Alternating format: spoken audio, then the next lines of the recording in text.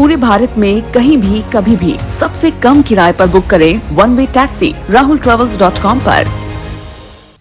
आज के इस बुलेटिन की शुरुआत, स्पेशल एडिशन की शुरुआत हम महान कवि कबीर को याद करते हुए कर रहे हैं। आज ये बहुत जरूरी हो गया। उन्होंने कहा था, उनका एक दोहा आपको भी याद होगा, पोथी पड़ी पड़ी जगमुआ, पंडित भया न कोई, ढाई आखर प्रेम का, पढ़े सो पंडित होए। यानी सांसारिक लोग पुस्तकें पढ़ते पढ़ते, ग्रंथ पढ़ते पढ़ते अपनी उम्र बिता देते हैं, लेकिन कोई भी पंडित यानी वास्तविक ज्ञान का ज्ञाता नहीं बन पाता। परंतु जिसने भी प्रेम को समझ लिया, इसके महत्व को जान लिया, वो परम तत्व की ज्ञाता की पदवी रखता है, सच्चा पारखी होता है। सालों पहले कबीर ने एक छोटे से दोहे में, दो पंक्तियों में कितनी गहरी और कितनी सच्ची बात कही। वाकई प्रेम सृष्टि के रचयिता परमात्मा से हो या उनके क्रिएट किए गए, उनके सृजित किए गए अपने किसी व्यक्ति से, प्रियजन से, वो अलौकिक है, दिव्य है। प्रेम के लिए अंग्रेजी में एक शब्द इस्तेमाल होता है, वो है लव। प्रेम यानी लव। चलिए अब एक और शब्द जिसके बारे में हम चर्चा करेंगे, क्यों हम जोड़ रहे हैं यह आपको पता चलेगा। एक और शब्द है, वो है जिहाद। ऐसा हो नहीं सकता कि आपने ये शब्द ना सुना हो। बड़ा ही पवित्र शब्द है, ये हम आपको कह सकते हैं। जिहाद के दो तीन अर्थ होते हैं। पहला अर्थ होता है प्रयत्न करना, दूसरा अर्थ होता है धर्म के लिए युद्ध करना, और तीसरा अर्थ होता है अपनी इंद्रियों को वश में करना। कुछ जानकार ये कहते हैं कि जिहाद का अर्थ होता है अपनी बुराई के खिलाफ आप संघर्ष करें, लड़ाई करें। आपको यह भी बताना चाहेंगे कि जिहाद अरबी भाषा का शब्द है और इसके ये तीन मायने बताए गए हैं। जानकार इसके और गूढ़ अर्थ खोजते हैं। चलिए अब आते हैं अपने मुद्दे पर कि हमने क्यों इन दो शब्दों के बारे में विस्तार से आपसे चर्चा की शुरुआत की। पहला शब्द प्रेम यानी अंग्रेजी में लव, और दूसरा शब्द अरबी का जिहाद। इन दोनों शब्दों को आप मिला दें तो एक नई टर्म का जन्म होता है, जिसे हम पिछले कुछ सालों में काफी सुनते आए हैं। मेरे ख्याल से आप समझ गए होंगे कि हम बात कर रहे हैं लव जिहाद की। अब सवाल ये उठता है कि आखिर ये लव जिहाद है क्या, और लव जिहाद का क्या आपस में एक दूसरे शब्दों के साथ कनेक्शन निकलता है। क्यों लोग इसका जिक्र छिड़ते ही या तो बेहद खामोश हो जाते हैं या बहुत आक्रोशित। आखिर मामला है क्या, हम अपने पहले सेगमेंट में आज लव जिहाद को पूरी तरह से डिकोड करेंगे, आपके साथ साझा करेंगे। चलिए लव जिहाद को हम डिकोड करें, उसके पहले पूरे देश को दहला देने वाली झारखंड की वो घटना, वो वारदात जिसके बारे में आपने जरूर सुना होगा, पढ़ा होगा, इसके बारे में आपको दिखाते हैं। देखें आप ये रिपोर्ट। ऐसे उसके लिए अभी हम मर रहे हैं, उसको भी वही सजा हो जाए। आप ऐसा चाहती? हाँ। ये एक लड़की का बयान है जो ये बात जानती है कि वो बहुत जल्द मरने वाली है। ये कुछ घंटों बाद मरने वाली लड़की की अंतिम इच्छा है। आप सोच रहे होंगे आखिर ये लड़की अपने मरने से पहले किसके मरने की दुआ मांग रही। चलिए आपको बताते हैं। पहले एक बार फिर से सुन लीजिए ये लड़की अपनी मौत के ठीक पहले क्या बोल रही थी। आप ऐसा चाहती? और उसमें 4 बजे आके खिड़की से पेट्रोल फेंक के और आग जला के भाग गया। तो पेट्रोल कहाँ पर फेंका गया? पेट्रोल एक डिब्बा में 2 लड़का था, वो और एक छोटुआ था। हम खिड़की खोल के देखे थे। नाम क्या उनका? सालों। और उसके साथ एक लड़का जो है? हाँ, छोटू। ऐसे उसके लिए अभी हम मर रहे हैं, उसको भी वही सजा हो जाए। आप ऐसा चाहती? हाँ। इस लड़की का नाम अंकिता है, जो अब इस दुनिया से महज 17 साल की उम्र में विदा हो चुकी है। इसकी प्राकृतिक मौत नहीं हुई, अंकिता की क्रूरता से हत्या की गई थी। पुलिस कस्टडी में हंसते इस लड़के को भी गौर से देखिए। इस शख्स का नाम शाहरुख है। ये वही लड़का है जिसने अंकिता पर पेट्रोल छिड़ककर उसे जला दिया। अंकिता अपने घर पर सो रही थी। सुबह करीब 4 बजे का वक्त था। शाहरुख अपने साथ पेट्रोल लेकर आया और उसने सोती अंकिता पर खिड़की से ही पेट्रोल डाला और आग लगाकर भाग गया। पुलिस ने शाहरुख और उसके एक साथी को गिरफ्तार कर लिया, जिसने शाहरुख को पेट्रोल उपलब्ध करवाया था। अब ये भी जान लीजिए कि शाहरुख ने इस वारदात को अंजाम क्यों दिया। शाहरुख अंकिता को कई महीनों से परेशान कर रहा था। शाहरुख अंकिता का पीछा किया करता था। शाहरुख अंकिता पर दोस्ती करने का दबाव बना रहा था। अंकिता ने शाहरुख की शिकायत अपने पिता से की, जिसके बाद अंकिता के पिता ने पुलिस में शाहरुख की शिकायत करने का मन बनाया। लेकिन शाहरुख के बड़े भाई ने शाहरुख की हरकतों के लिए माफी मांगी और ये भरोसा दिलाया कि आगे शाहरुख अंकिता को कभी परेशान नहीं करेगा। लेकिन ऐसा हुआ नहीं। शाहरुख ने अंकिता को फिर परेशान करना शुरू कर दिया। शाहरुख अंकिता को मोबाइल पर जान से मारने की धमकी देता रहा। अंकिता को आग के हवाले करने से पहले शाहरुख ने अंकिता को जान से मारने की धमकी दी थी। अंकिता परेशान थी और शाहरुख ने 23 अगस्त की सुबह 4 बजे अंकिता को आग के हवाले कर दिया। अंकिता को पहले दुमका के अस्पताल में भर्ती किया गया। इसके बाद रांची रिम्स ले जाया गया, जहां उसने 5 दिनों तक जिंदगी के लिए जंग लड़ी, लेकिन अफसोस वो जंग हार गई। अंकिता की मौत के बाद झारखंड में प्रदर्शन हुए, हत्यारे को फांसी देने की मांग हुई। जांच अधिकारी नूर मुस्तफा को इससे हटाया गया क्योंकि नूर पर शाहरुख को बचाने के आरोप भी लगे। अब शाहरुख और उसका साथी जेल में है।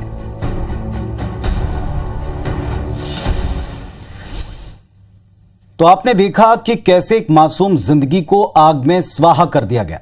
17 साल की अंकिता की केवल इतनी गलती थी कि वो शाहरुख नाम के एक अय्याश लड़के से दोस्ती रखना नहीं चाहती थी। एक ऐसा ही मामला पिछले दिनों दिल्ली में भी आपने देखा सुना होगा। 2 दिन पहले का यह मामला है, जिसमें अरमान अली नाम का एक लड़का 16 साल की नैना नाम की छात्रा को गोली मार चुका है। 2 साल पहले अरमान अली ने सोशल मीडिया पर हिंदू नाम से अपना एक अकाउंट क्रिएट किया। नैना से उसकी दोस्ती हुई। जब नैना को यह पता चला कि यह दरअसल अरमान अली हैं और उसको धोखा दे रहा है, तो नैना ने उसके साथ बातचीत बंद कर दी, दोस्ती तोड़ दी और इसके बाद अरमान अली ने नैना को आखिरकार गोली मार दी। दिल्ली पुलिस ने अरमान अली को गिरफ्तार किया। सुनिए जरा नैना के पिता का इस पूरे मामले पर क्या कहना है।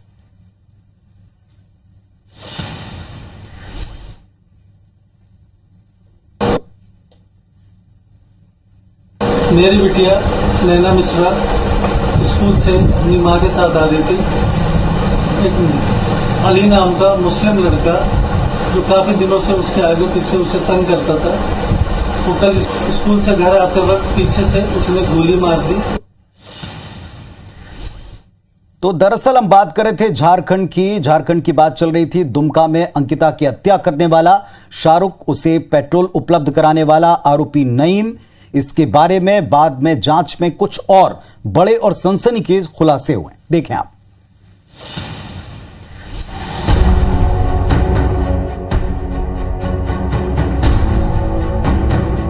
ये मासूम अंकिता के हत्यारे हैं। दुमका में देश को दहला देने वाली वारदात को अंजाम देने वाले इन आरोपियों को जो सजा दी जाए वो कम ही है। पुलिस अंकिता हत्याकांड की जांच कर रही है और अब तक की जांच में कुछ चौंकाने वाले खुलासे हुए हैं। पुलिस को शक है कि आरोपियों के प्रतिबंधित बांग्लादेशी संगठन अंसार उल बांग्ला से संबंध है। पुलिस के मुताबिक आरोपी नईम के मोबाइल रिकॉर्ड से ये जानकारी मिली कि वो अंसार उल बांग्ला से प्रभावित है। मोबाइल पर संगठन की गतिविधियों को देखा करता था। नईम ने एक लड़की को अगवा किया था। अंकिता हत्याकांड के सुर्खियों में आने के बाद नईम से पीड़ित लड़की भी मीडिया के सामने आई। पीड़िता के मुताबिक एक दिन जब वो अपने घर के सामने गली में खड़ी थी तो नईम ने बाइक पर बिठाकर उसे अगवा कर लिया। अगवा कर वो अपने घर ले गया और एक कमरे में कैद कर दिया। उस दौरान जबरन धर्म परिवर्तन और निकाह का दबाव बनाया। मना करने पर जान से मारने की धमकी दी और दुबई में रहने वाले अपने भाई के पास बेच देने की भी धमकी दी। बाद में परिजनों की शिकायत पर दुमका नगर थाना पुलिस ने मोहम्मद नईम के चंगुल से उसे छुड़ाया। मामले में उसके विरुद्ध प्राथमिकी दर्ज करने के साथ पॉक्सो एक्ट के तहत कार्रवाई हुई। इसी प्राथमिकी के आधार पर उसे जेल भेजा गया था, लेकिन जब वो जमानत पर जेल से निकला तो पीड़िता और उसके परिवार पर केस वापसी का दबाव बनाने लगा।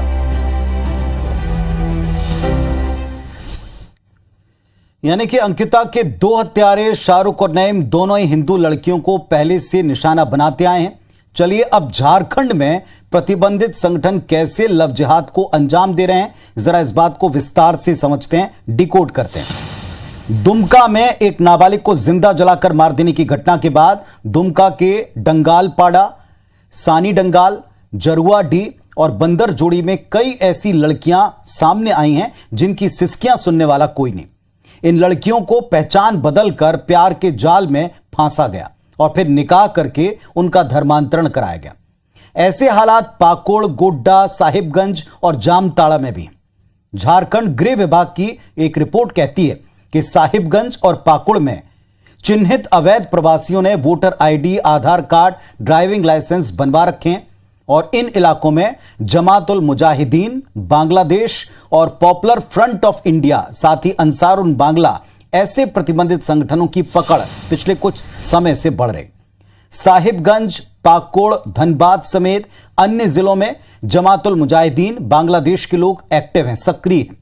इन इलाकों में बड़ी तेजी से जनसांख्यिकी यानी डेमोग्राफी में बदलने का पुख्ता प्रयास हो रहा है, ऐसे संकेत मिले। दुमका में एक प्रतिबंधित संगठन के लोग नाबालिग लड़कियों को प्रेम जाल में फांसकर इन पर शादी और फिर धर्म परिवर्तन का दबाव बनाते। दुमका के डंगालपाड़ा, दुधानी, बंदरजोड़ी और जरुआडीह में यह कुछ ज्यादा ही असर दिखा रहा है और अगर वहां पर एक सीरियस और उच्च स्तरीय जांच हो तो इसमें कोई चौंकाने वाली बात नहीं होगी कि कई ऐसे परिणाम मिल सकते हैं जो आने वाले वक्त के बड़े खुलासे बन सकते हैं। बहरहाल दुमका जिला अधिवक्ता संघ ने एक कदम उठाया जो कि सराहनीय है। उन्होंने अपने इलाके की एक बेटी की हत्या की निंदा की और दोनों आरोपियों का केस न लड़ने का फैसला किया। अधिवक्ता संघ के अध्यक्ष हैं विजय कुमार सिंह। उन्होंने मीडिया से कहा है कि संघ ने यह फैसला सर्वसम्मति से किया है कि आरोपियों का केस कोई नहीं लड़ेगा, यानी उनकी पैरवी कोई नहीं करेगा। चलिए, आज हम बहुत ही संवेदनशील विषय पर चर्चा कर रहे हैं और पूरी जिम्मेदारी से कर रहे हैं। लव जिहाद ये एक ऐसा विषय है जिसको लेकर पिछले कुछ साल में देश में बड़ा बखेड़ा होता रहा, बड़ा विवाद खड़ा होता रहा, जहां एक पक्ष ये कहता है कि लव जिहाद होता है और इसको रोकना बहुत जरूरी है। दूसरा पक्ष कहता है कि लव जिहाद जैसी कोई चीज ही नहीं है और यह सिर्फ लोगों के बीच में नफरत फैलाने का एक षड्यंत्र मात्र है। तो अब लव जिहाद के जो दोनों पक्ष हैं इनको विस्तार से समझें, इन्हें डिकोड करते हैं। जैसा हम आपको बता ही चुके हैं कि लव जिहाद मूलतः दो शब्दों से मिलकर बना है, एक लव, दूसरा जिहाद। लव का आप मतलब निकालेंगे तो अर्थ बड़ा सिंपल है, प्रेम, प्यार, और जिहाद एक अरबी भाषा का शब्द है जिसका अर्थ होता है संघर्ष करना, जिसका मतलब होता है किसी मकसद को पूरा करने के लिए अपनी पूरी ताकत लगा देना। यानी सिंपल भाषा में लव जिहाद को आप ऐसे समझ सकते हैं कि किसी लड़की को अपना कोई खास मकसद पूरा करने के लिए अपने प्यार के जाल में फांसना, उसका धर्म परिवर्तन कराना, इसे हम लव जिहाद कहते हैं, जो अक्सर विवादों में आता है। जो भी लोग लव जिहाद को मानते हैं उनका यह कहना है कि मुस्लिम युवक जानबूझकर हिंदू लड़कियों को अपने प्यार के जाल में पहचान छिपाकर फांसते हैं और फिर उनका धर्म बदलवाते हैं और इसके पीछे उनका मकसद अपने धर्म का विस्तार होता है या फिर अपने और मंसूबों को पूरा करना। दूसरी तरफ मुस्लिम समाज से जुड़े लोग इस बात का खंडन करते आए हैं और इसे सरासर गलत आरोप बांधते हैं। लव जिहाद होता है, नहीं होता है, यह बात सुप्रीम कोर्ट मानता है या नहीं मानता है, इसको लेकर तो फिलहाल कुछ कह नहीं सकते। लेकिन अखिला उर्फ हादिया केस की सुनवाई के दौरान सुप्रीम कोर्ट ने यह जरूर कहा था कि जिस तरह इंटरनेट गेम ब्लू व्हेल, जो एक समय बड़ा चर्चा में आया, इसमें किसी लड़के लड़की को टास्क मिलते हैं और आखिर में सुसाइड करना होता है, उसी तरीके से आजकल किसी को भी किसी खास पर्पस, मकसद के लिए राजी करना थोड़ा आसान हो। मैं एक हिंदू परिवार में जन्मी अखिला पहले मुस्लिम धर्म अपनाकर हादिया बनी और फिर एक मुस्लिम शख्स शफीन के साथ में उसने शादी कर ली। तब इस मामले को लव जिहाद के तौर पर पेश किया, प्रचारित किया। इस मामले में अखिला और हादिया के माता पिता ने आरोप लगाया कि उनकी बेटी को आतंकी संगठन ISIS में फिदायीन बनाने के लिए लव जिहाद का सहारा लिया गया। हालांकि बाद में सुप्रीम कोर्ट ने अपने फैसले में कहा था कि यदि हादिया को इसमें कोई दिक्कत नहीं है, उसको पता है कि उसने क्या किया, तो फिर यह मसला ही खत्म हो जाता है, यह मामला ही खत्म, कोई मामला बनता नहीं। लेकिन जहां तक लड़के के क्रिमिनल बैकग्राउंड की बात है तो उसकी पुलिस जांच कर ले, लेकिन शादी की जांच या प्रेम की जांच, इसका अधिकार किसी को नहीं तब तक जब तक इसमें दोनों की सहमति है, दोनों की जानकारी। तो आपने लव जिहाद के सभी महत्वपूर्ण पक्षों को जान लिया है। अब आपके मन में ख्याल जरूर उठ रहा होगा कि देश के इतने सारे राज्य हैं, तो देश के राज्यों में अलग अलग सरकारों ने लव जिहाद को रोकने के लिए अब तक क्या किया है, इस बात को भी हम डिकोड करते हैं। लव जिहाद एक सीरियस इशू है, ये सब मानते हैं, लेकिन इसको लेकर सबसे पहले उत्तर प्रदेश की सरकार ने एक अलग कानून बनाया, गैर कानूनी धर्मांतरण विधेयक 2020, इसको लागू भी किया। इस कानून के तहत किसी का शादी के बाद या पहले जबरन धर्म परिवर्तन करने पर गैर जमानती धाराओं में केस दर्ज करने और 10 साल की कड़ी सजा का प्रावधान। हालांकि भारत के कई राज्यों में जबरन धर्म परिवर्तन को लेकर सख्त कानून बने हुए हैं।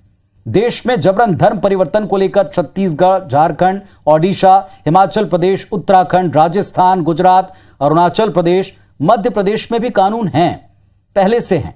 दरअसल लव जिहाद को लेकर लोगों के बड़े अलग अलग मत हैं, डिफरेंट ओपिनियंस हैं।